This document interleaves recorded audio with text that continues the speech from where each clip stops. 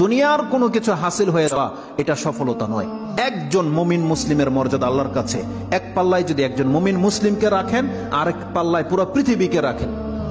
কেউ যদি পুরো পৃথিবীকে ধ্বংস করে দেয়, এটা আল্লাহর কাছে অত বড় অপরাধ নয়। একজন মুমিনকে যদি কেউ হত্যা করে, এটা যত বড় অপরাধ।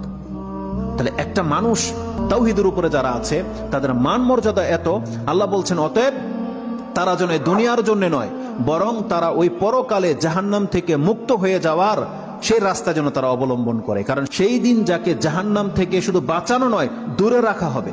ওয়াউদখিলাল জান্নাহ, আর যাকে জান্নাতে প্রবেশ করিয়ে দেওয়া হবে, আল্লাহ বলছেন ফাকাদ ফাজ, এই হলো সফল কাম। কারণ জান্নাত এমন একটা জায়গা, এটা হচ্ছে চির সুখের জায়গা। একবার শুধু কোনো ব্যক্তিকে জান্নাতে ঢুকিয়ে দিলে জীবনের যত পেরেশানি আছে সব দূর হয়ে যাবে, সব দূর হয়ে যাবে।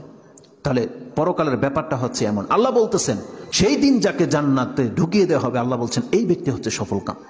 তাহলে এই সফলতা আসবে কিসে? একমাত্র আপনার ঈমান, তাওহীদ। আপনি আল্লাহকে মেনে নিয়েছেন, আল্লাহর বান্দা, আপনি আল্লাহর সাথে শিরিক করেন না, এমন প্রত্যেকটা ব্যক্তি সেই জান্নাত সে পাবেই পাবে। এটা আল্লাহ ওয়াদা করেছে।